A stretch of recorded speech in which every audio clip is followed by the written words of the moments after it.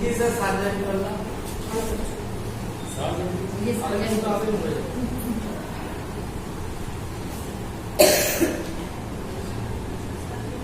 Surgery और medicine का मनो गाइनी ऑफ सर्जरी तो gynae of surgery medicine syllabus का नहीं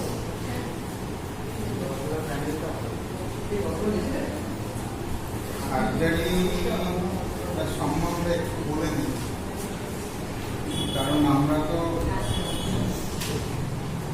সার্জারি বলতে বুঝি কাটা ছেঁড়া তাতে তো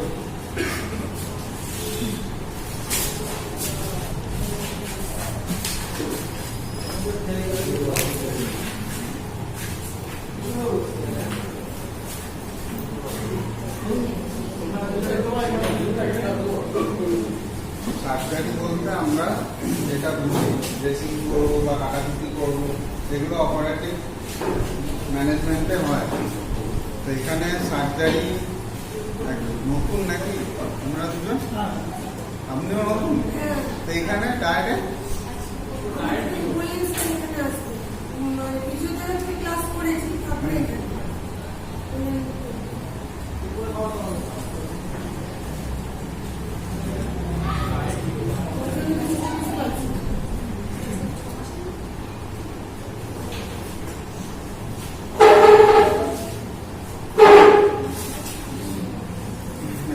সার্জারি বলতে আমরা বুঝি একটা একটা ব্রাঞ্চ অফ মেডিসিন, ঠিক আছে, যেমন গাইনি অফ তো branch of medicine.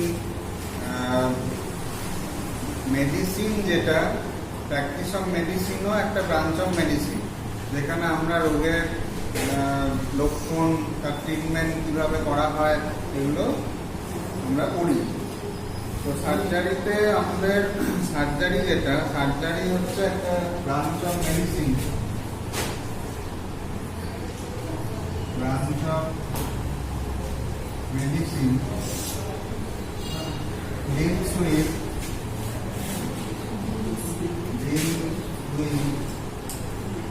treatment of disease, treatment of disease without ডিজিজের একটা ট্রিটমেন্টের রয়েছে। Treatment of disease, injury treatment আটটা কিসের কিসের হচ্ছে, ট্রিটমেন্ট অফ ডিজিজ হচ্ছে, ইনজুরি হচ্ছে, আর ডিফর্মিটি হচ্ছে।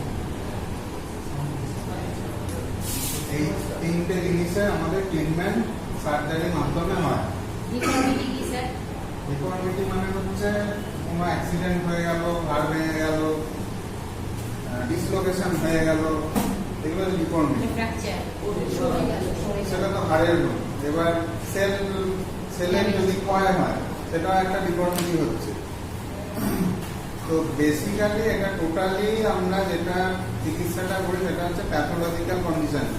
ফিজিওলজিক্যাল কন্ডিশনটা আমরা নর্মাল যে কন্ডিশনটা হয়, ফিজিওলজিক্যাল কন্ডিশনটা যখনই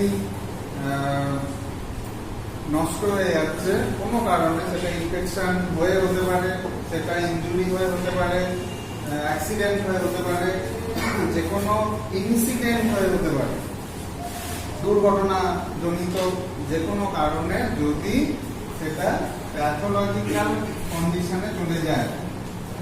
প্যাথোলজিক্যাল কন্ডিশন, প্যাথোলজিক্যাল কন্ডিশন মানে হচ্ছে যে সেলটা আমার ছিল সেই সেলটা আমার নষ্ট হয়ে যাচ্ছে, নষ্ট হয়ে গেছে, সেইটাকে আবার পুনরুদ্ধার করতে হবে, সেইটা আবার রিপেয়ার করতে হবে। মানে বিভিন্ন ক্ষেত্রে এই প্যাথোলজিক্যাল কন্ডিশনটা গ্রোথ হতে পারে, কোনো এক্সট্রা গ্রোথ হতে পারে, কোনো সেটাকে কেটে বাদ দিয়ে দিচ্ছি, রিমুভ করছি, অথবা ভেতরে কিছু জমে গেছে সেটা কাটিং করছি, কাটিং করে সেটা বার করছি, কোনো ইয়ে হয়ে গেছে, ডিসলোকেশন হয়ে গেছে, ফ্র্যাকচার হয়ে গেছে, কোনো সেলের ক্ষয় হয়েছে সেটা আমি রিপেয়ার করছি অথবা রিমুভাল করছি। কাটিং হচ্ছে রিমুভাল হচ্ছে, রিমুভাল পার্টিং কেটে বার করছি আর একটা পুরোটা কেটে বাদ দিয়ে দিচ্ছি, এটা হচ্ছে রিমুভাল। মাঝখানে কি দিয়েছেন স্যার? এটা রাউন্ড শেপ করে দিয়েছেন। পুনরুদ্ধার মানে আগের Recovery. অবস্থায় রিকভারি, আগের অবস্থায় ফিরিয়ে আনছি। খারাপ হয়ে গেছে সেটা সার্জারি করে আগের অবস্থায় আমরা ফিরিয়ে আনছি, এইটা রিপেয়ার হবে অথবা রিপ্লেসমেন্ট হবে।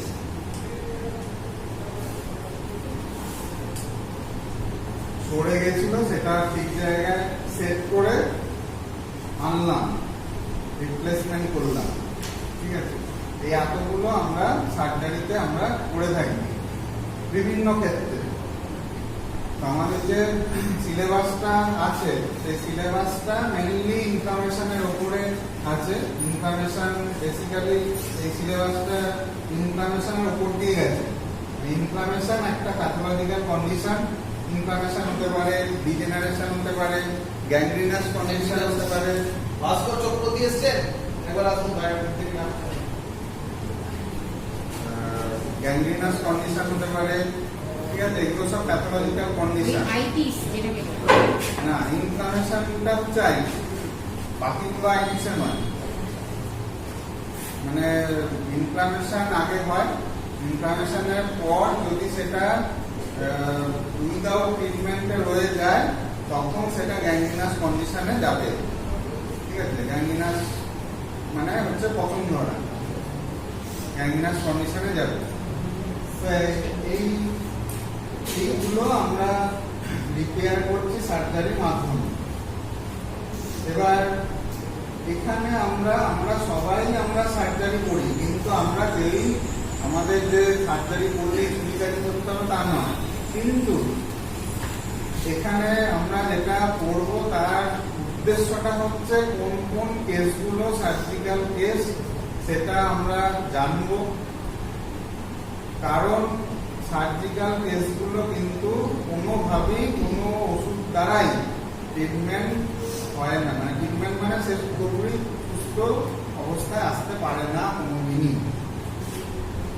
এটা একটা প্যাথোলজিক্যাল কন্ডিশন। প্যাথোলজিক্যাল কন্ডিশনটা যদি প্রোগ্রেস করে তাহলে কিন্তু কোনোভাবেই ওষুধের মাধ্যমে কিছু কিছু কেস ওষুধের মাধ্যমে কিন্তু পুনরুদ্ধার করা যায় না, তাকে পুরোপুরি সুস্থ করা যায় না। এবার সেই যে রোগগুলো আমাদের সিলেবাসে যত রোগগুলো আছে সেগুলো সব প্রচুর প্যাথোলজিক্যাল কন্ডিশন প্রচুর আছে। এবার সার্জারি প্রচুর কেসে করা হয়। এবার আমাদের বিভিন্ন বডি পার্ট গুলো আমরা অ্যানাটমিতে পড়ে এসেছি। একটা কার্ডিওভাস্কুলার সিস্টেমে আছে, একটা নার্ভাস সিস্টেমে আছে, একটা ইএনটি আছে। তো সার্জারি প্রত্যেকটা সিস্টেমেই সার্জারি হয়। ইএনটি সার্জারি হয়, কার্ডিওভাস্কুলার সিস্টেমে হার্টের সার্জারি হতে পারে, ভেসেলের সার্জারি হতে পারে, নার্ভের সার্জারি হতে পারে, তো কিডনির সার্জারি হতে পারে, গলস্টোন কেটে বাদ দিয়ে দিচ্ছি, এটা একটা সার্জিক্যাল কেস। অ্যাপেন্ডিক্স কেটে বাদ দিয়ে দিচ্ছি, এগুলো সার্জিক্যাল কেস। কেননা এগুলো এমন একটা কন্ডিশন শরীরের মধ্যে তৈরি হচ্ছে যে কন্ডিশনটা আমাদের কোনোভাবেই নর্মাল বা সুস্থ অবস্থায় থাকতে দেবে না, প্রতিনিয়ত আমাদের ডিস্টার্ব করে যাবে অন্যান্য সিস্টেম সমেত। সেই জন্য এগুলোকে আলটিমেটলি যখন আমরা এই কেসটা যখন আমাদের ডায়াগনোসিস হবে তখন কিন্তু আমরা এই কেস রাখবো না। এই জন্য সার্জারি করা, আমরা এই কেস রাখবোই না। হয়তো তার ব্যথা যন্ত্রণা একটা পেন কিলার অ্যানালিসিক কিছু দিয়ে তাকে ম্যানেজ করলাম, কিন্তু তাকে অ্যাডভাইস এটাই করতে হবে। তাকে হয়তো একটা ইউএসজি করতে দিলাম, আমাকে তো ডায়াগনোসিসটা করতে হবে ঠিকঠাক। এবার দেখা গেল এই কন্ডিশনটা কোনোভাবে ওষুধ দ্বারা সম্ভব নয়, তখন আমি তাকে বলে দিলাম হসপিটালে কন্ট্যাক্ট করতে বা কোনো সার্জনের সাথে কন্ট্যাক্ট করতে। আমি রাখবই, কারণ এই কেস যদি রাখি তাহলে কি হবে, সেটা আস্তে আস্তে বাড়তে থাকবে। বারবার ব্যথা কমানোর ওষুধ দিয়ে দিয়ে অ্যান্টিবায়োটিক দিয়ে শরীরে একটা কমপ্লিকেশন সৃষ্টি হবে, অন্যদিকে ক্যান্সারের অন্য দিকেও অর্গান যায়। এফেক্ট হবে। ক্যান্সার ক্যান্সার এর মধ্যে আনবে, অন্য এফেক্ট হতে পারে অন্যান্য অর্গানে, অন্য রোগ তৈরি হয়ে যেতে পারে। সেই কারণে আমরা এই কেসটা রাখবো, আমরা এই জন্য সার্জারি করছি। এখানে আমাদের সিলেবাস হয়েছে, সিলেবাসে দেখবেন অ্যাপেন্ডিসাইটিস আছে, কোলিসিস্টাইটিস আছে, গলস্টোন আছে, রেনাল স্টোন আছে, ব্লিডিং পার রেকটাম আছে। ব্লিডিং পার রেকটাম অনেকগুলো হয়, ব্লিডিং পার রেকটাম, হেমোরয়েডস বা পাইলস যেটাকে বলি, সেটা হয়। মানে অ্যানাস দিয়ে রক্ত পড়ছে, এবার অ্যানাস দিয়ে রক্ত পড়ছে মানে এর ডিফারেন্সিয়াল ডায়াগনোসিস অনেক হয়। রেকটাল পলিপ হয়, রেকটাল কার্সিনোমা হয়, হেমোরয়েডস তো আছেই। পাইলস হতে পারে। পাইলসকে আরেকটা কথা, আরেকটা মেডিকেল টার্ম হচ্ছে হেমোরয়েড, ঠিক আছে? এগুলো আছে। এরপর কি আছে,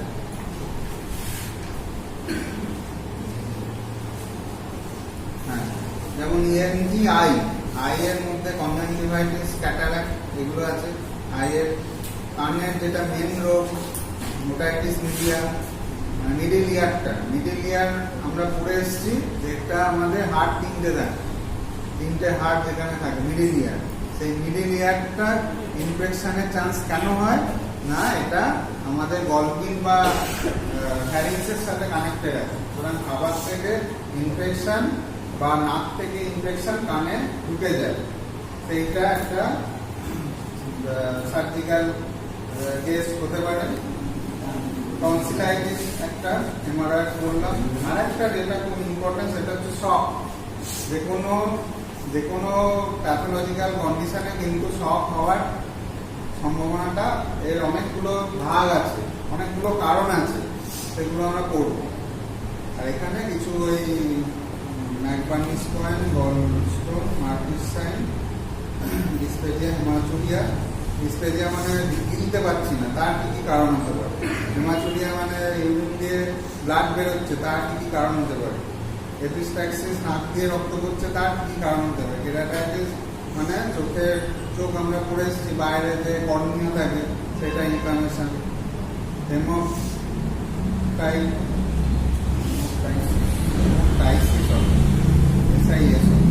হেমোপ্টাইসিস মানে ব্লিডিং এর কটা ব্লিডিং এর প্যাথোলজি, একটা হেমাচুরিয়া, এপিস্ট্যাক্সিস, হেমোপ্টাইসিস, হেমাটেমাসিস, ম্যালিনা, এগুলো সব ব্লিডিং ওরিয়েন্টেড, ঠিক আছে? এগুলো আমরা পড়বো একটা একটা।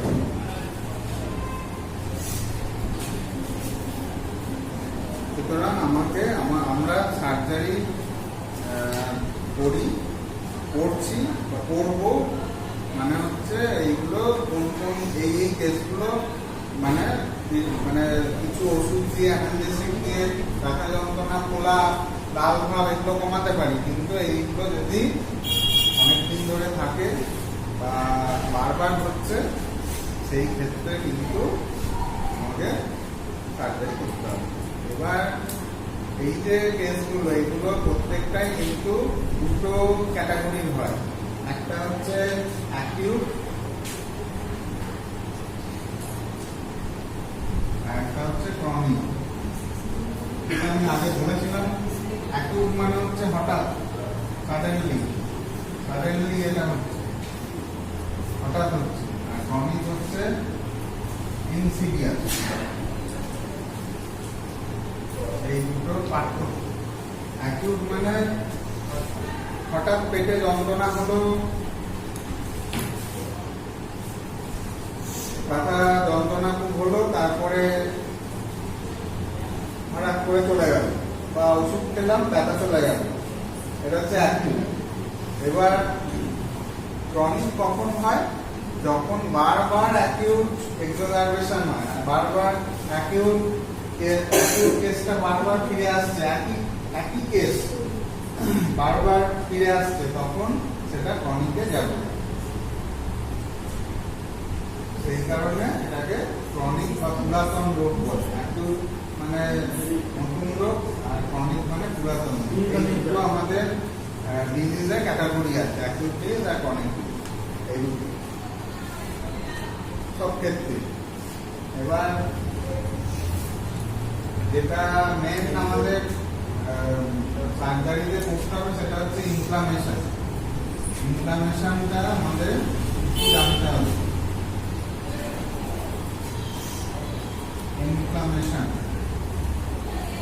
ইনফ্লামেশনের বাংলা হচ্ছে প্রদাহ। কি স্যার? প্রদাহ। ইনফ্লামেশনটা আমাদের কিন্তু জানতে হবে, এটা কিন্তু বারবার আসবেই।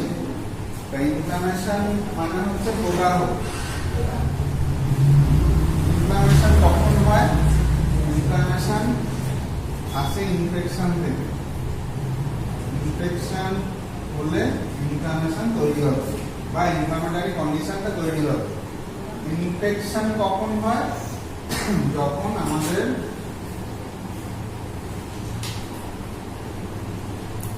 মাইক্রো অর্গানিজম যখন আমাদের বডির মধ্যে ঢোকে আমাদের অজান্তেই, এবং কোনো না কোনো বডি পার্টস বা কোনো কোনো বডির অংশ মধ্যে থাকে এবং সেখানে মাল্টিপ্লিকেশন করতে শুরু করে। এবং যখন মাল্টিপ্লিকেশন করতে শুরু করে বা ঢোকে, মাল্টিপ্লিকেশন ছেড়ে দাও, যখন ঢোকে তখন সে কিন্তু একটা অ্যান্টিজেন হিসেবে ঢোকে। তাহলে micro organism as a antigen হিসেবে ঢোকে, মানে দেহের একটা অপরিচিত বস্তু, যে যাকে আমার অ্যান্টিবডি চিনতে পারে না, অ্যান্টিবডি চেনে না। যদি চেনে তাহলে কিন্তু কোনো রিয়াকশন তৈরি হবে না, কোনো ইনফ্ল্যামেটরি কন্ডিশন তৈরি হবে না। যদি চেনে, তাহলে আমার বাড়ির লোক বাইরে বেড়াতে গেছিল, সে বাড়িতে এসেছে, বাইরে গেছিল, সে বাড়িতে এসেছে, তাহলে সে চেনা লোক, দরজাটা খুলে দেবো, আমি চলে যাবো, আমি কিছু বলবো।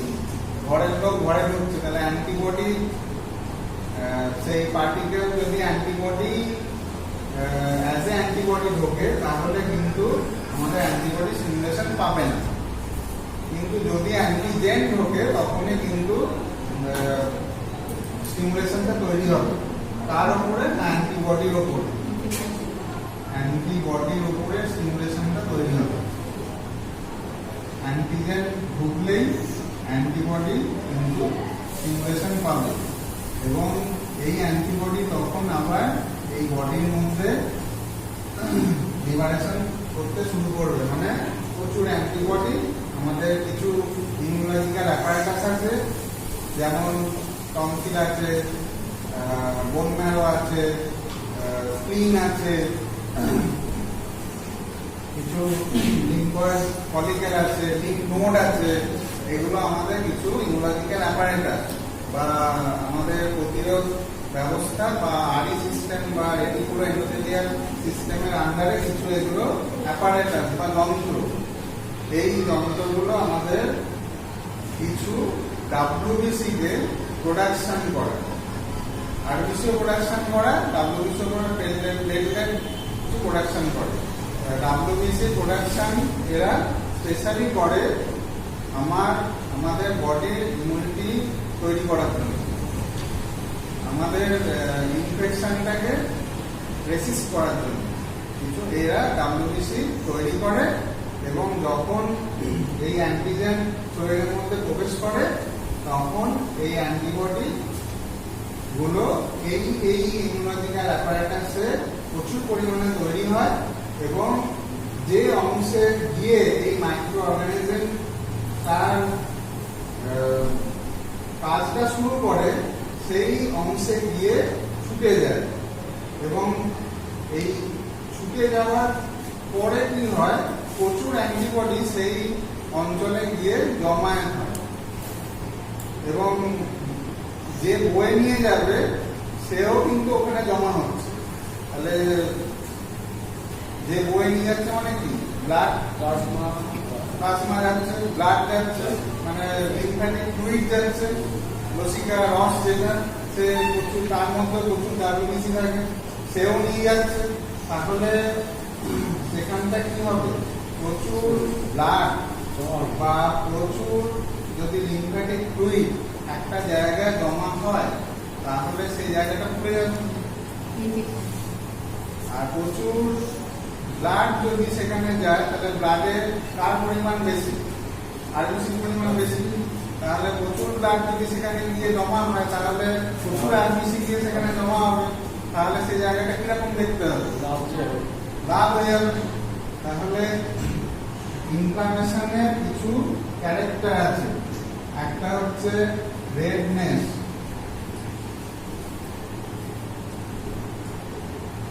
দু নম্বর হচ্ছে সোয়েলিং। এই দুটো আমাদের উদাহরণ, রেডনেস আর সোয়েলিং। তাহলে এক জায়গায় যদি প্রচুর মানুষ একটা ছোট ঘরে যদি থাকে, তাহলে সেই ঘরটা কিরকম হবে? ঠান্ডা হবে না গরম হবে? গরম হয়ে যাবে। বা এক জায়গায় যদি প্রচুর দুই পক্ষে মারামারি লাগে, তাহলে সেই জায়গাটা কি বলি? উত্তপ্ত হয়ে গেছে, পরিস্থিতি খুব উত্তপ্ত, তাহলে সেই জায়গাটা কি হবে? হিট হয়ে যাবে। হিট তৈরি হলো।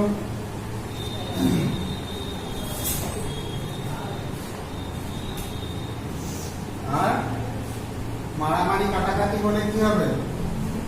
রক্তপাত হবে এবং ব্যথা হবে। তাহলে পেন সেন্সেশন তৈরি হবে। এই চারটে মূলত আমাদের ইনফ্লামেটরি কন্ডিশনের ক্যারেক্টার। একটা লাল হয়ে যাবে, একটা ফুলে যাবে, গরম হবে জায়গাটা, পেন হবে, প্রচন্ড ব্যথা হবে। খুব কমন যদি আমরা ধরি, যদি আমরা এটা চারটেই আমরা পাই, আরেকটা আছে সেটা আসছে, চারটেই যদি আমরা পাই, হচ্ছে বয়েল, ফোঁড়া। বয়েল বা ফোঁড়া যদি আমাদের কোনো স্কিন সারফেসে হয়, তাহলে কিন্তু আমরা এই চারটেই আমরা পাবো। গরম হয়ে যাবে, এরকম করে হাত দিয়ে দেখবো, গরম হয়ে যাবে, লাল হয়ে যাবে জায়গাটা, ফুলে যাবে, ফুলতে আস্তে আস্তে ফুলতে আরম্ভ করবে এবং জায়গাটা প্রচন্ড ব্যথা হবে। এতটাই ব্যথা হবে, যদি কেউ হাত দিয়ে স্পর্শ করতে যায়, তাহলে কি হবে? আমি সরিয়ে নেবো, ব্যথা হচ্ছে না, আমি তো নিজেই হাত দিয়ে দেখছি ব্যথা। তো আরেকটা জিনিস হয়, সেটা হচ্ছে ইমোবিলিটি, নাড়াচাড়া করতে পারছে না, এটা হচ্ছে ইমোবিলিটি। এই পাঁচটা, প্রথমত চারটে, তারপরে এই পাঁচটা। যদি দেখা যায় যে আমাদের জিভে আলসার হয়েছে, অ্যাপটাস আলসার যেটাকে বলি, জিভে বা মুখে গালে হলে কি হবে? সেই জায়গাটা লাল হয়ে যাবে, সাদা মতো দেখায়, চারিদিকটা লাল হয়, জিভ নাড়াতে পারে না, সেই জায়গাটা কিছু গেলে জ্বালা করে, ফুলে যায়। টনসিল যদি ফুলে যায়, তাহলে কি হয়? টনসিল তো সাধারণত দেখা যায় না। টনসিল আমরা প্যালাটাইন টনসিলটা একমাত্র দেখতে পাই, এটা মুখ হাঁ করলে আমাদের দুপাশে এরকম দুটো যদি মুখ হয়, তলায় যদি জিভ হয়, এটা ইউলা হয়। আর এইখানটা যদি নর্মালি হয়, এখানে কিছু একটা দাগ দেখতে পাওয়া যাবে নর্মাল, কিন্তু এটা কোনো ফুলেছে, খোলা দেখা যায় না। কিন্তু যদি টনসিল হয়, তাহলে এরকম ভাবে ফুলে যাবে, তাই তো? আস্তে আস্তে ফুলে কি হয়? এই জায়গাটা পুরো ব্লক করে দেয়, তখন এটা খাবার যেতে বা রোগ গিলতে এর সাথে সাথে ইউলা ফুলে যায় এবং এই জায়গাটা বিশাল ব্যথা হয় এবং রোগ গিলতে বা খাবার গিলতে অসুবিধা হয়। এই এটা হচ্ছে টনসিলাইটিস। তাহলে এখানে দেখা যাবে কি, যে এই টনসিল যে গ্ল্যান্ডটা এটা ফুলে গেছে, ফুলে গিয়ে এই অবস্থাটা সৃষ্টি হয়েছে, এটা একটা টনসিলাইটিস। এটা হচ্ছে প্যালাটাইন টনসিলটা এটাই আমরা একমাত্র একটা প্রকারের টনসিল আমরা দেখতে পাই। আরো আমাদের অনেকগুলো টনসিল আছে। একটা আছে নাকের এখানে, ন্যাজোফ্যারিঞ্জিয়াল, যেটা আমরা ইয়েতে পড়েছি রেসপিরেটরি সিস্টেমে, নোজ আর ফ্যারিংসের প্রথম পার্টটা ন্যাজোফ্যারিংস পড়েছি। ন্যাজোফ্যারিংসের কাছে একটা টনসিল আছে। খুব সর্দি কাশি হলে নাক বুঝে যায়, তো এটা ফুলে গিয়ে তখন শ্বাস নিতে অসুবিধা করে। এটা হচ্ছে নাসোফ্যারিঞ্জিয়াল টনসিলাইটিস তখন আমরা বলি। এটা হচ্ছে প্যালাটাইন, এটা আমরা দেখতে পাই বক্তৃতা অসুবিধা হয়, এটা একটা ইনফ্লামেশন। আর একটা আছে এখানে জিভের তলায় সাবলিঙ্গুয়াল টনসিল, এটা হচ্ছে লিঙ্গুয়াল টনসিল, লিঙ্গুয়াল টনসিল। না হাত দিয়ে দেখতে পাবে না, না আলজিভের ওখানে না, জিভটার নিচে, মানে এই যে জিভটার বেস আছে এটা যদি আমরা টান ধরি তাহলে এই এই জায়গাটা আমরা আমরা বুঝতে পারবো না। কিন্তু জিভে ঘা হলে, জিভ যদি ফুলে যায়, ঠান্ডা লাগে, মুখের মধ্যে কোনো যদি ইনফেকশন হয়, টনসিলাইটিস হয়তো হলো না, ইউভিআইটিস হলো না, কিন্তু মুখের মধ্যে কোনো রকম ইনফেকশন হলে এই সাবলিঙ্গুয়াল টনসিল গুলো ফুলে যায়। আর একটা আছে ফ্যারিঞ্জিয়াল টনসিল, তলায় ফ্যারিঞ্জিয়াল টনসিল, ফ্যারিংসের পাশে ফ্যারিঞ্জিয়াল টনসিল থাকে। এটা যদি ফুলে যায় তাহলে কি হবে? ফ্যারিঞ্জাইটিস হবে। ফ্যারিঞ্জাইটিস হলে ফ্যারিঞ্জিয়াল টনসিল ফুলে যাবে, গলার স্বর বেরোবে, আর গলার স্বর বেরোচ্ছে না, গলা ব্যথা হচ্ছে, গলার স্বর আর বেরোচ্ছে না, অ্যাপোনিয়া হয়ে গেছে, গলার স্বর আর বেরোচ্ছে না। তার মানে ওই টনসিল খুলে ফ্যারিংসটাকে পুরো চেপে দিয়েছে। স্যার 3 নম্বরটা কি বললেন? 3 নম্বরটা জিভের তলায় সাবলিঙ্গুয়াল টনসিল। স্যার ইনফ্লামেশনের আরেকটা পয়েন্ট হবে ক্রুজিং রাইস বা সোমা কালসিতে দাগ যেটা না, ওটা ইনফ্লামেশনের, ওটা হচ্ছে ফলাফল। যদি ওটা হচ্ছে কালসিটে, কখন কালসিটে ইনফেকশন করে হয়, কালসিটে কি ইনফেকশন হয়? যদি হলো ওখানে ইনফ্লামেশন ইনফ্লামেশন হচ্ছে না, ওটা ক্যাপিলারি ব্লিডিং হয়, ক্যাপিলারি ছিঁড়ে গিয়ে রক্ত বেরিয়ে স্কিনের তলায় সেটা জমে যাবে, জমে গিয়ে সেটা যদি বের করতে পারা যায় ভালো, আর যদি বের না করা হয় তাহলে সেটা স্কিনের তলায় থেকে সেটা জমে যাবে, জমে গেলে কি হবে? নীলচে কালার হয়ে যাবে, ওটাকে বলে কালসিটে বলে। ওইটা কিন্তু ইনফেকশনের কারণে হয় না, সেই জন্য ওটা ইনফ্লামেশনের মধ্যে ধরা হবে না।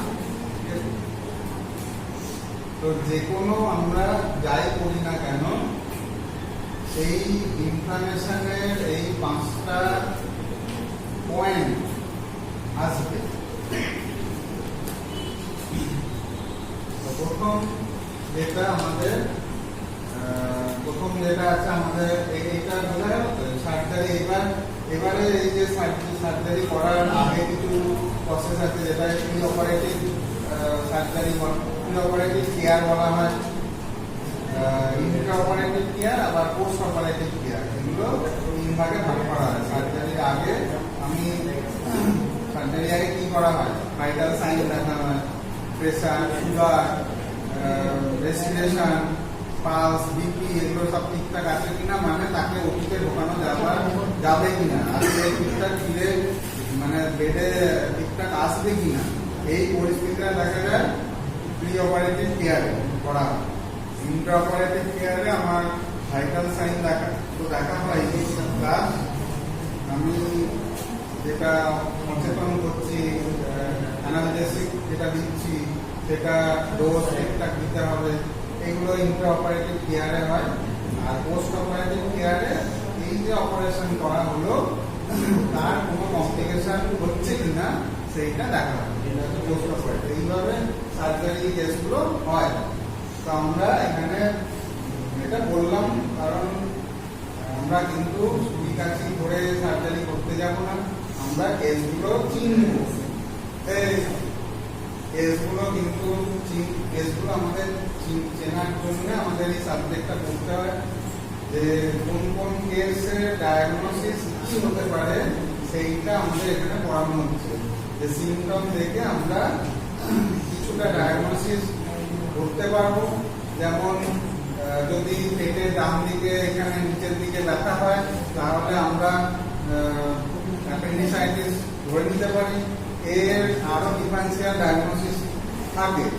এবার অ্যাপেন্ডিসাইটিস হতে গেলে কিছু সিমটম হলে হবে না, কিছু সাইনে পরীক্ষা করতে হবে। এটা যদি ঠিকঠাক আমি প্রপার পাই তখন আমি ডায়াগনোসিসে এলাম। আর এটা যদি না হলে না, ইউএসসি আগে, ইউএসসি আগে, এখন তো ইউএসসি করতে দিই। আগে কিন্তু এত মেশিন ছিল না, হাতে ম্যানুয়ালি পেশেন্টের ওপর কিছু পরীক্ষা নিরীক্ষা করেই বোঝা যেত যে এই কেসটা কি। এবার সেটা করা হলো, যদি কনফার্মেটরি ডায়াগনোসিস চাই এটা তো আমি বুঝে গেলাম। এবার পেশেন্টকে আমাকে স্যাটিসফ্যাকশন দিতে হবে, আমাকে একটা রিপোর্ট দিতে হবে, একটা ধরাতে হবে যে দেখুন আমি এটা বলেছিলাম, এইটাই এই রিপোর্টে লেখা আছে। সেইটা করার জন্য আমাদের ইউএসজি করতে দিতে হয়, অ্যাডভাইস করতে হয়।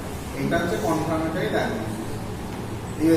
ইউএসজি হতে পারে, এক্সরে হতে পারে, MRI scan, CT scan, MRI, এগুলো সব কনফার্মেটরি ডায়াগনোসিস। মেশিনের দ্বারা আমি একটা রিপোর্ট পেলাম এবং সেটা একটা ইমপ্রেশন পেলাম যে এই সমস্যা রোগীর মধ্যে আছে এবং পেশেন্টকে দেখানো হলো, পেশেন্ট বুঝলো যে এই সমস্যা আছে এবং সেইটা করে আমাকে এগোতে হবে, ট্রিটমেন্ট করতে হবে। সেটা প্রথমে মেডিসিনাল বা কিউরেটিভ ট্রিটমেন্ট ধরে এগোনো হয়, তারপর যদি সেটা কোনোভাবেই সম্ভব না হয় তখন সার্জনের কাছে রেফার করা হয়। এইভাবে জিনিসগুলো এগোয়। ঠিক আছে, তাহলে অ্যাপেন্ডিসাইটিস, প্রথমটা অ্যাপেন্ডিসাইটিস আছে। এবার যেটা আমরা তো জানি যে কোয়াড্রেন্ট গুলো আমাদের পড়ানো হয়ে গেছে, কি কি কোয়াড্রেন্ট আছে পড়ানো হয়ে গেছে। কটা কোয়াড্রেন্ট আছে পেটে, কেন কোয়াড্রেন্ট গুলো পড়ানো হয় বা জানতে হয় কেন? নটা কোয়াড্রেন্ট আছে। এই কোয়াড্রেন্ট আমরা জানবো কেন? কোন কোন রিজিয়ন কি কি আছে, কোন কোন রিজিয়নে কি কি আছে, এবং এই যদি কোনো রিজিয়নে ব্যথা হয় তাহলে আমাকে ধরে নিতে হবে এই ডিফারেন্সিয়াল ডায়াগনোসিস হতে পারে। যেমন রাইট ইলিয়াক ক্রেস্টে ব্যথা হচ্ছে, শুধু তো অ্যাপেন্ডিক্স হবে না, অ্যাপেন্ডিসাইটিস হবে না, সেটা ছেলেদের ক্ষেত্রে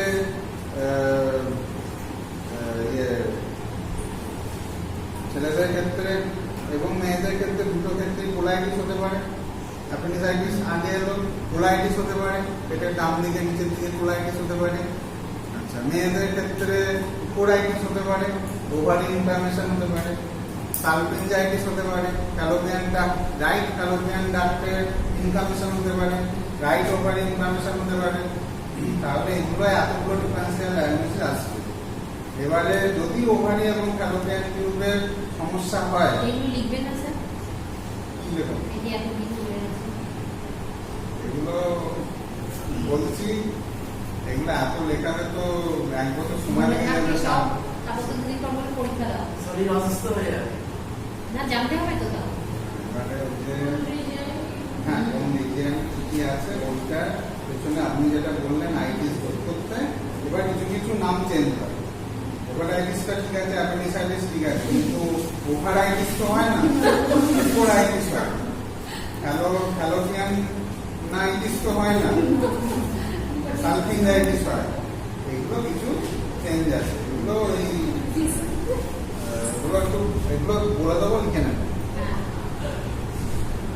কোয়াড্রেন্ট যখন পড়ানো হয়েছিল এগুলো তখন ওই ইনফেকশন হলে কি নাম হয় ওগুলো তখন পড়ে নিলে ভালো হতো। অত পড়াতে গেলে, অত বলতে গেলে অনেক টাইম লেগে যাবে। তো আমার বলার বক্তব্য হচ্ছে এতগুলো আসতে পারে। যদি রাইট হাইপোকন্ড্রিয়াল রিজিয়নে যদি ব্যথা হয় তাহলে এখানে তো রিগও আছে, ইনজুরি কেস হতে পারে, রিগ ফ্র্যাকচার হতে পারে, তারপর হেপাটাইটিস হতে পারে, এনলার্জমেন্ট অফ লিভার হতে পারে। রিব ফ্র্যাকচারটা কি করে হয় স্যার? কোনো যদি অ্যাক্সিডেন্টাল কেসে করেই তো হবে। হ্যাঁ, তাহলে সেখানে কজ ইনজুরি বা অ্যাক্সিডেন্ট একটা কজ আছে, তাহলে সেটা প্রথমে হয়ে যাচ্ছে, সেটা তো কেস এলেই ওটা ডায়াগনোসিস হয়ে যাচ্ছে, কিন্তু ডিফারেন্সিয়াল ডায়াগনোসিস তো আসছে। এনলার্জমেন্ট অফ লিভার হবে, হেপাটাইটিস হবে, ফ্যাটি লিভার হবে, পলিসিস্টাইটিস হবে। পলিসিস্টাইটিস, গলস্টোন যেটাকে বলা হয়, সেটা হচ্ছে পলিনিউক্লিয়াসিস।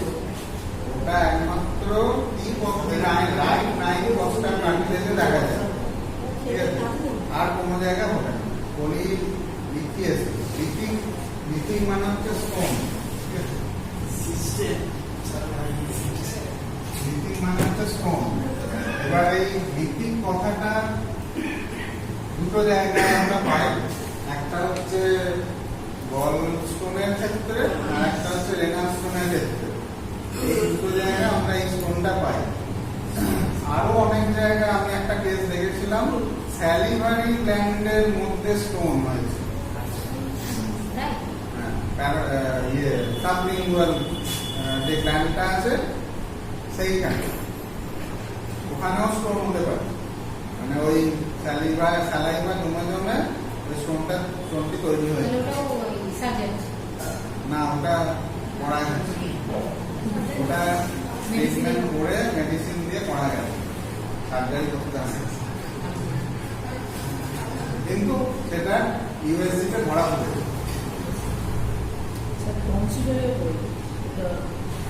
এটা স্টোন হয়, টনসিলে না, এটা সাদা সাদা সম্পর্ক না ওগুলো স্টোন নয়, ওগুলো হচ্ছে আপনার যখন টনসিলাইটিস হয়ে গেছে তত খুলে গেছে, যখন এটা খুব ভালো বোঝা যায় যখন আপনি একটা রিকভার হচ্ছে, মানে ওটা তো ফলিকুলার, টনসিল ফলিকুলার গ্ল্যান্ড নিয়ে তৈরি হয়, ছোট ছোট ছোট ছোট বল ফলিকেল, যেমন ওভারিতে ফলিকেল থাকে সেরকম টনসিলের মধ্যে ছোট ছোট ফলিকেল আছে, যেগুলো নর্মাল অবস্থায় সেটা তো দেখাই যায় না, কিন্তু যখন খোলে তখন কিন্তু ওই ফলিকেল গুলো পুরো খুলে যায়, খুলে গিয়ে পুরো টনসিল খুলে যায়, যে কোনো একদিকে হতে পারে দুদিকে হতে পারে। এইবার যখন আপনার কমছে ওগুলো, এবার ইন্টারমলিকুলার যে স্পেসটা রয়েছে সেই স্পেসে পাস তৈরি, পুঁজ তৈরি, যখন ওগুলো আস্তে আস্তে কমছে তখন ওই পাসটা বেরিয়ে আসে, ওই পাসটা আস্তে আস্তে গলে গলে বেরিয়ে যায়। লালা হাতের মতন হাত নয়, ওই লালা টাইপের হাত হচ্ছে যেটা সেটা হচ্ছে বয়েলে বেরোয়, মানে পোড়ায়, ওটাও কিন্তু ওয়ান টাইপ অফ পাস, ওটা শক্ত হয়ে যায়। কিন্তু টনসিলে যেটা হয় সেটা কিন্তু শক্ত হয় না, ওটা কিন্তু নরমই হয়, কিন্তু সাদা সাদা গোল গোল ওই মানে অনেকটা ওই মৌমাছির চাকের মতো দেখায়। ওটা যখন মানে আস্তে আস্তে কমে যায় খোলাটা, ওই ফলিকেল গুলো আস্তে আস্তে যখন ছোট হয়ে যায় তখন ইন্টারমলিকুলার স্পেস গুলো এই পাঁচটা বেরিয়ে আসে, ওই সাদা সাদা সাদা ছোট ছোট ছোট দেখায়, ওগুলো আস্তে আস্তে ডিজলভ হয়ে যায়, ওগুলো শক্ত হয় না, নরমই হয়, আস্তে আস্তে ওটা চলে যায়, পাঁচটাও বেরিয়ে যায়। ওটা বাইরে তো দেহের বাইরে তো বেরোচ্ছে না, ওটা লালার মধ্যে ওই খাবার যখন খায়, লিকুইড খায়, ওটা খাবারের মধ্যে পেটে চলে যায়। ওগুলো স্টোন না, ওগুলো পাস। তো আমরা অ্যাপেন্ডিসাইটিস ভিতরে না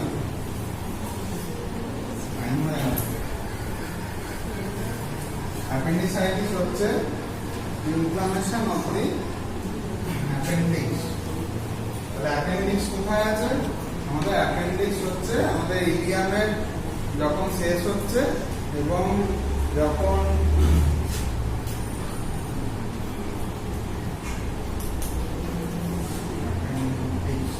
অ্যাপেন্ডিক্সটা কোথায় আছে? যখন যেখানে আমাদের ইলিয়াম শেষ হয়, এখানে আমাদের ইলিয়াম শেষ হয় এবং লার্জ ইন্টেস্টাইন শুরু হয়, তখন এইটাকে বলে ইলিওসিকাল জাংশন।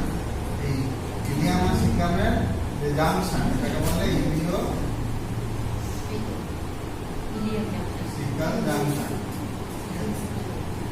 এই ইলিওসিকাল জাংশন থেকে 2 সেন্টিমিটার নিচে পিছন দিকে বরাবর, পিছন দিক বরাবর 2 সেন্টিমিটার নিচে এরকম একটা উপবৃদ্ধি দেখা যায় বা উপাঙ্গ দেখা যায়, এইটাকে বলা হয় অ্যাপেন্ডিক্স। এই অ্যাপেন্ডিক্সটা একমুখী থলির মতো, মানে এখানে কোনো ওপেনিং নেই যে যা ঢুকবে সেটা বেরিয়ে চলে যাবে। এইখানটা মুখটা আছে, এখানটা পুরো ক্লোজ, ঠিক আছে? তো যদি বাই চান্স অনেক কিছু ঢুকতে পারে, স্কুলের অংশ ঢুকতে পারে, ওয়ার্মস ঢুকতে পারে, স্কিন অফ ভেজিটেবলস ঢুকতে পারে, যেগুলো হজম হয় না। আর এই যে জেজুনা মিডিয়ামের যে ডাইজেশন হলো সেগুলো রিজলভ হলো না, সেগুলো এখানে এসে এখানে যখন রইবে তখন চাপ, অ্যাকচুয়ালি মুখটা বন্ধ থাকে, চাপ পড়েই ঢোকে, ঠিক আছে? তো ঢুকে গেল। এবার কোনো ক্রিমি হতে পারে, মানে যেগুলো রাউন্ড রাউন্ড হতে পারে, এগুলো যখন ঢুকে যায় তখন ফরেন পার্টিকেল হিসেবে এই থলির মধ্যে রয়ে যাবে। এটা কিন্তু এদিক দিয়ে আর বেরোনোর রাস্তা নেই। এ কিন্তু এদিক দিয়েও বেরোতে পারবে না, ঢুকে গেলে একবার এদিক দিয়েও বেরোতে পারবে না। সুতরাং ফরেন পার্টিকেল যখনই এখানে রয়ে যায় তখনই আমাদের বডির ডিফেন্সিভ মেকানিজম অনুযায়ী এখানটা একটা ইনফ্লামেটরি কন্ডিশন তৈরি করে। অ্যান্টিবডি এসে এখানে সার্কুলেশন আছে, অ্যাপেন্ডিকুলার আর্টারি আছে, সেই আর্টারির মাধ্যমে এসে এখানে একটা ইনফ্লামেটরি কন্ডিশন তৈরি করে। বডি থেকে ফরেন পার্টিকেল বেরোবার উপায় হচ্ছে সেইখানে প্রচুর WBC আসা, সেই জায়গাটাকে ডিস্ট্রয় করা এবং সেগুলো মুড়ে দিয়ে পাস তৈরি করা। এই পাস তৈরি করে সেখান থেকে বেরোবে, এছাড়া বডির আর কোনো বেরোবার উপায় নেই, ঠিক আছে? তাহলে এখানে যদি রয়ে যায় তাহলে এখানে পাস তৈরি হবে, প্রথমত ইনফ্লামেটরি কন্ডিশন তৈরি হবে। ওই এই যে জিনিসগুলো এইগুলো সব কটা হবে, তাহলে ইনফ্লামেটরি, তাহলে লাল হয়ে যাচ্ছে, তাহলে বাইরে থেকে দেখতে পাচ্ছি না, এগুলো বাইরে থেকে দেখা যায় না, হেপাটাইটিস বাইরে থেকে দেখা যায় না, পলিসিস্টাইটিস বাইরে থেকে, এটাও বাইরে থেকে দেখা, যে কোনো শুধুমাত্র যেগুলো আমরা বাইরে থেকে দেখতে পাই, চোখ, নাকের ভেতর, মুখের ভেতর, কানের ভেতর, পায়ের ভেতরে, ঠিক আছে, এইগুলো আমরা বাইরে থেকে দেখতে পাচ্ছি। স্কিনের যদি সারফেস এরিয়া হয়, বয়েল হয়ে, পোড়া হয়ে, কার্বন ট্যাব হয়ে, এগুলো আমরা দেখতে পাচ্ছি। কিন্তু আদারওয়াইজ এগুলো কিন্তু আমরা কিছুই দেখতে পাচ্ছি না, শুধু আমাদের ফিলিংসটা হচ্ছে পেন, ব্যথা শুরু হচ্ছে, এই ব্যথার সাথে শরীরে জ্বর আসছে, এই যে হিটটা তৈরি হচ্ছে, এই হিটটা কিন্তু আমাদের বডির সারফেস এরিয়া দিয়ে বেরোবে, সুতরাং বডি টেম্পারেচার বেড়ে যাবে, তাহলে জ্বর আসবে। তাহলে জ্বর মানে হচ্ছে, এই জ্বর মানে কি, আমার বডির ভেতরের হিট আমার স্কিন সারফেস দিয়ে ইভাপোরেট করে। একটাই উপায়, আমাদের ব্লাড সার্কুলেশন দেখবেন, ব্লাডের ওই ফাংশনে লেখা আছে, ফাংশনে দেখবেন ওই বডির যে হিট সেটা সারফেস এরিয়া দিয়ে বার করার চেষ্টা করে। এটা যখন বেরোতে যায় তখনই কিন্তু আমাদের স্কিন গরম হয়ে যায়। তাহলে সেখান থেকে আমরা টেম্পারেচার বুঝি, টেম্পারেচার মাপি এবং বডির ভেতরের টেম্পারেচারটাই ওই পালকটা ওঠাতে সাহায্য করে। তাহলে ফিভার আসছে, ঠিক আছে, তাহলে এই জায়গাটা তো খুলে যাবে, তাহলে এই জায়গাটা খুলে আমার পেটের ডান দিকে নিচের দিকটাও খুলে যাবে, তাহলে সেই খোলাটা দেখতে পাবো। জ্বরটা বাইরে দিয়ে দেখতে পাবো, রেডনেস আমরা পাবো না, পেন সেন্সেশন দিয়ে আমরা পাবো, যেহেতু এখানে নার্ভ আছে সেহেতু পেনটা আমরা পাবো। আর ওই জায়গাটা হাত দিতে দেবো না, এই জায়গাটা আমি নাড়াচাড়া করা যাবে না, করতে পারবো না। তাহলে এইগুলো সব কিন্তু ইনফরমেশনের ক্যারেক্টারগুলো আমার এখানে থাকবে। এবার এই ইনফরমেশন শরীরের মধ্যে হলে পারে জ্বরটা যেরকম আমরা বেরোচ্ছে, পেনটাও বেরোচ্ছে, সেরকম আমাদের জ্বরের কারণে কিছু কমন সিমটম আছে, যেটা হচ্ছে অ্যানোরেক্সিয়া, নজিয়া, ভমিটিং। যে কোনো ইনফ্লামেটরি কন্ডিশনে তিনটে সিমটম নোট দেয় না, ওরা দেখে নেন। অ্যানোরেক্সিয়া মানে খিদে নেই, জ্বর হলে, জ্বর মানে কি, আমার শরীরে যে কোনো জ্বর আসা মানে কি, আমাদের শরীরের ভেতরে একটা ইনফ্লামেটরি কন্ডিশন তৈরি হয়েছে, সেটা ইন্টেস্টাইনে হতে পারে, সেটা বডির যে কোনো জায়গাতেই হতে পারে। জ্বর আসছে বেসিক্যালি ইন্টেস্টাইন থেকে হয়।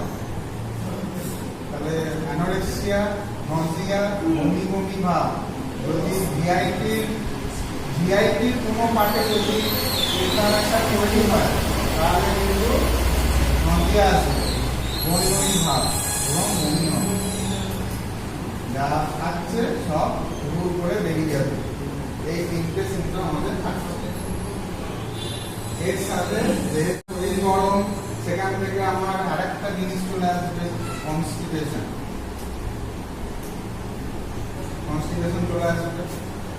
আর বেসিক্যালি আমাদের এই যে কোয়াড্রেন্ট, 9টা কোয়াড্রেন্ট আমাদের থাকে, এর মধ্যে নাভিটার মধ্যেখানে থাকে আম্বিলিকাস।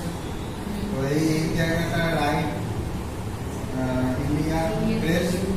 তাহলে প্রথমে আমাদের পেন দিয়ে দিতে হবে। পেনটা আমাদের কিন্তু নাভির চারপাশ দিয়ে শুরু হয়, ঠিক আছে, এখান থেকে শুরু হয়।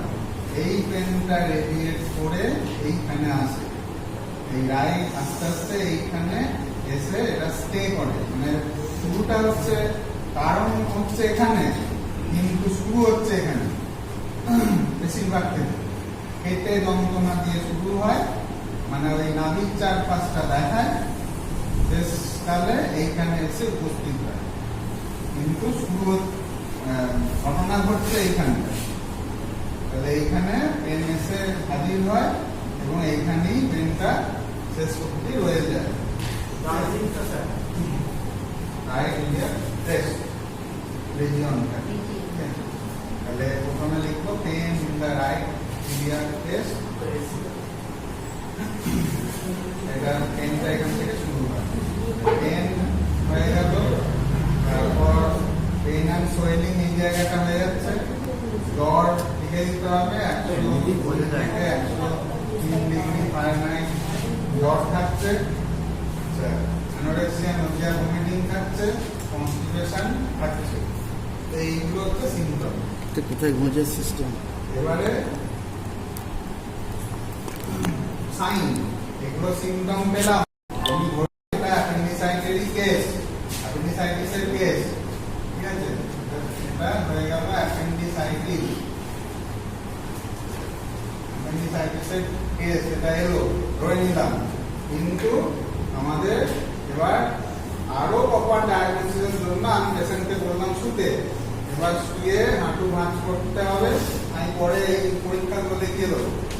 হাঁটু ভাঁজ করে শুলে পেটটা নরম হয়ে যায় এবং খুব ডিপ টার্বেশন করতে সুবিধা হয়। তো শুয়ে দিলাম, শুয়ে দিয়ে ঠিক এই জায়গাটা আমি প্রেস করব।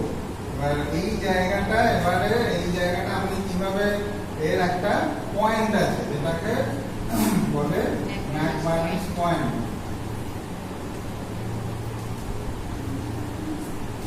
ম্যাকবার্নিস পয়েন্ট এইখানে একটা, ওই যে হিপ বোন আমরা পড়েছি, হিপ বোনের সামনের দিকে একটা অ্যান্টেরোসুপ্রাইলিয়াক স্পাইন এরকম করে সামনের দিকে সূচের মতো থাকে। এইখান থেকে এই অবধি যদি আমরা একটা কাল্পনিক রেখা টানি, তাহলে মিডিয়াল 2/3 আর ল্যাটারাল 1/3 যে বিন্দুতে মিলিত হচ্ছে, মোটামুটি এইখানটা পড়ে একটু নিচে নয়, এইখানটা পড়ে। এই জায়গাটা হচ্ছে ম্যাকবার্নিস পয়েন্ট বলা হয়। ম্যাকবার্নিস পয়েন্টের হচ্ছে যদি সারফেসে হয়, তাহলে তার ভেতরে আমাদের এই অ্যাপেন্ডিক্সটার পয়েন্ট হিসেবে ধরা হয়।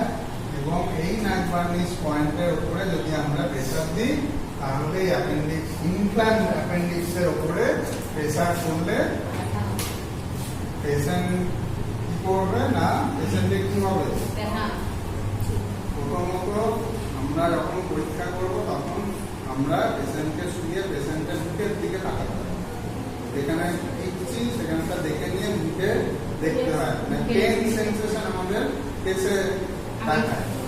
এবার দুটো জিনিস হবে, এক হচ্ছে তার অ্যারেস্ট অফ ব্রিদিং হবে, দম আটকে যাবে পেনের চোটে, আর চেঁচিয়ে উঠবে, মানে ব্যথার চোটে সে চিৎকার করে উঠবে আর দম আটকে যাবে, অ্যারেস্ট অফ ব্রিদিং হবে।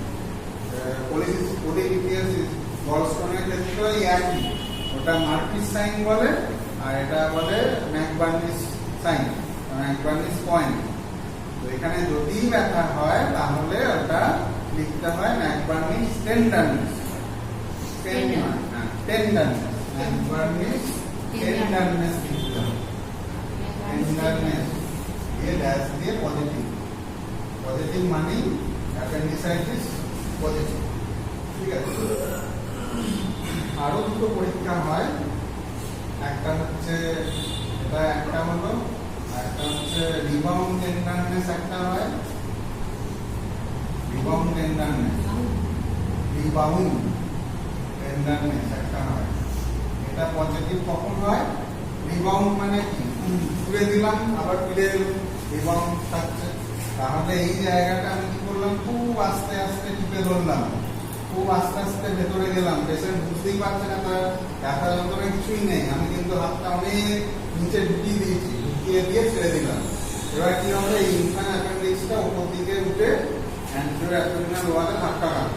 ধাক্কা খেলেই ব্যথা শুরু হয়ে যাবে। এটাকে বলে রিবাউন্ড টেন্ডারনেস। এটা খুব কম করা যায়। আর একটা হয়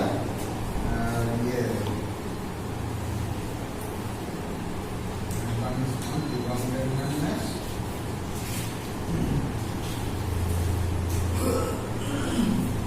একটা আছে যেটা এই এই জায়গায় প্রেসার দেওয়া হয়।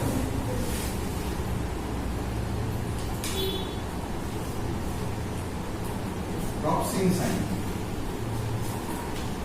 রক্সিন সাইন। আরো ভি স্যার। আরবি এসআইএন এস।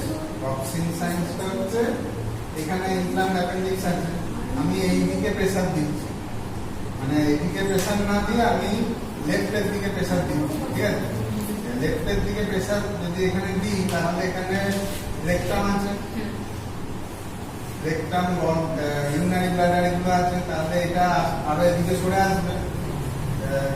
ইয়ে আছে কয়েলস অফ ইন্টেস্টাইন আছে, এগুলো সব সরে এসে ইনফ্লাম অ্যাপেন্ডিক্সের উপর চাপ দিলেই ব্যথা হয়। এটা হচ্ছে রক্সিন সাইন। এই তিনটে পরীক্ষা আমাদের করা হয়। যদি প্রচন্ড ব্যথা হয় তাহলে অ্যাপেন্ডিসাইটিস কেস পজিটিভ। আর কনফার্মেটরি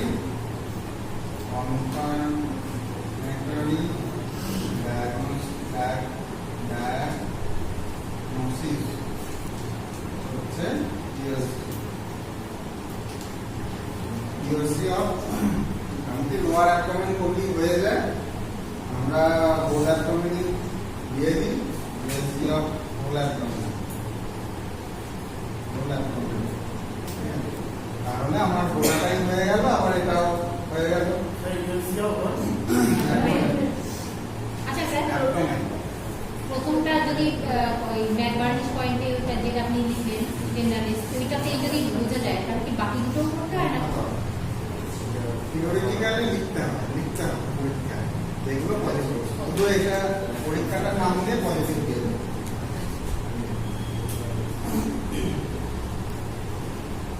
এটাতে কনফার্মেটরি ডায়াগনোস হয়ে গেল। এবার ওষুধ করতে হচ্ছে না, মেডিসিন তেল আমি শেষকালে সার্জিক্যাল ম্যানেজমেন্ট দিয়ে দিলাম।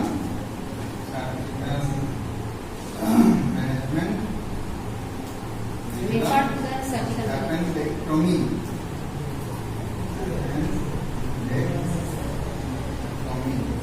পুরো অ্যাপেন্ডিক্স কেটে বাকি এটাকে বলে অ্যাপেন্ডেক্টমি।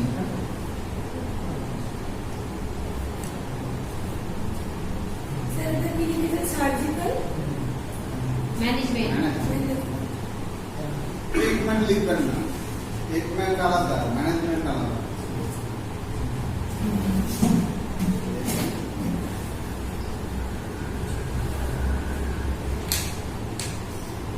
ক্লিয়ার? Thank you sir. পরের ক্লাসটা করুন। আমি উপরে যাবো।